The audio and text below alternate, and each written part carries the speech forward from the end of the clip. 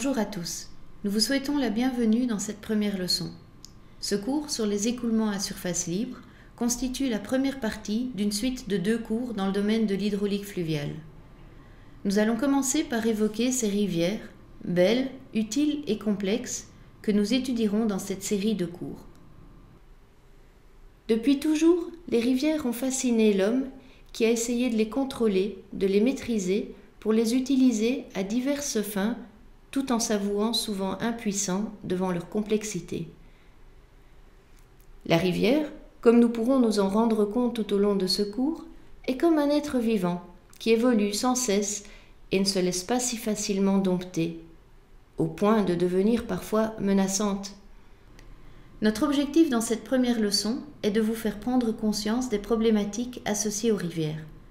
Après avoir décrit la diversité des rivières, nous en rappellerons l'utilité, mais également les risques qu'elles nous font parfois courir.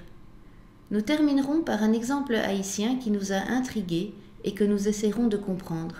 Mais je n'en dis pas plus ici. Commençons par évoquer la diversité des rivières. Les cours d'eau dans la nature présentent des formes et des dimensions variées, du lit en méandre de l'Oued-Sebou au Maroc au lit en tresse de la Djamouna au Bangladesh. Quand l'homme s'en mêle, les formes sont nettement plus simples, mais nous verrons que cette simplicité n'est qu'apparente. À l'état naturel, la rivière peut présenter des aspects très divers. Elle peut aussi transporter de grandes quantités de sédiments qui en façonnent le cours. Bonjour, tout cela nous amène à parler de l'utilité des cours d'eau.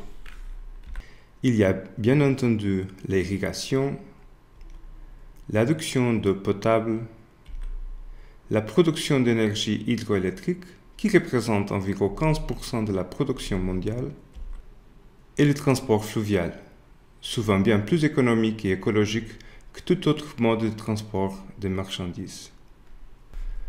Mais la rivière est vivante et peut devenir hostile. Les crues et inondations nous rappellent qu'un quart de la population mondiale vit dans les lits majeurs des rivières. Les rivières peuvent également transporter des polluants rejetés par l'activité industrielle.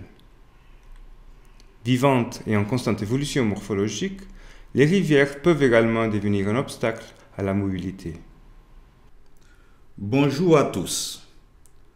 En tant qu'enseignant à l'Université d'État d'Haïti, je vais avoir le plaisir de vous présenter certaines parties du cours, mais surtout d'illustrer celui-ci à travers des exemples de mon pays.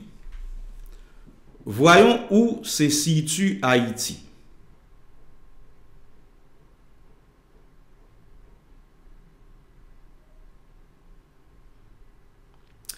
Haïti partage avec la République dominicaine l'île d'Hispaniola en mer des Caraïbes. Comme nous pouvons le voir, le pays n'est pas très étendu, 1/20 de la superficie de la France, mais sa population est très dense et concentrée dans les plaines, car le pays est très montagneux. Le caractère montagneux d'Haïti façonne d'ailleurs le réseau hydrographique. Les rivières présentent souvent des caractéristiques extrêmes, propices à des événements catastrophiques. La pluviométrie est à l'image du relief, très variable d'un endroit à l'autre et d'une saison à l'autre.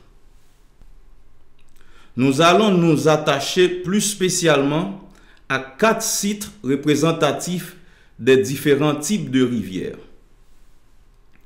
Le premier site est celui de l'Artibonite, la seule vraie rivière de plaine de type fluvial du pays. Nous allons nous intéresser plus spécialement à un tronçon où une partie du débit de la rivière est captée vers des canaux d'irrigation.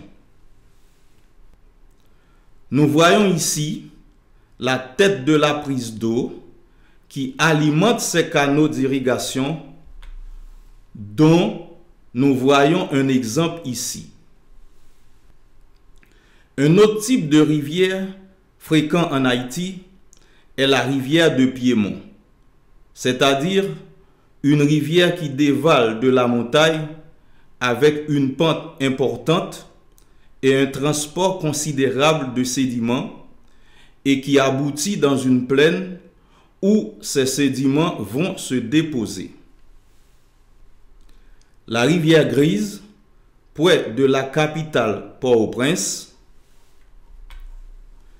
est un exemple de ce type de rivière où les érosions et les dépôts de sédiments influencent beaucoup l'écoulement. Un troisième site qui retiendra notre attention est celui de la rivière de Cavaillon, moins influencé par le relief et le transport de sédiments, mais dont le cours est parfois instable et les crues fréquentes. Le dernier site est un peu particulier et je vais céder la parole à Yves Zek qui va vous expliquer pourquoi. En effet, ce site a une histoire. Il s'agit d'une rivière de haute montagne avec un régime très variable. Le débit est souvent quasi nul, mais il peut soudain gonfler de manière très importante en cas d'orage.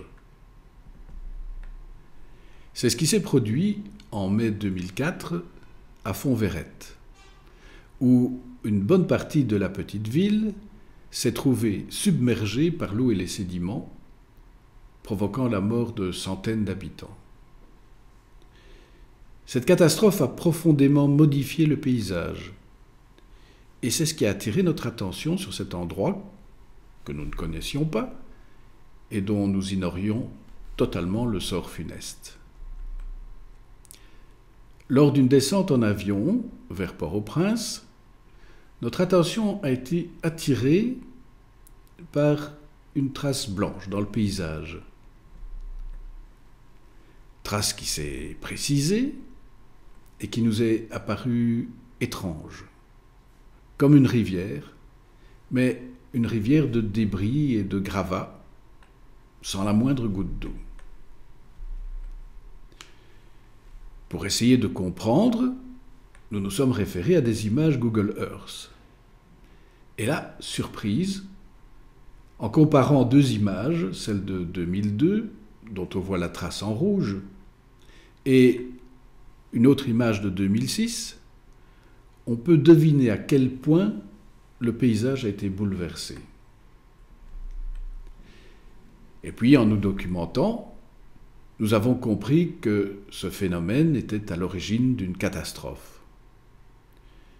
Catastrophe qui nous a touchés et que nous avons voulu essayer de comprendre.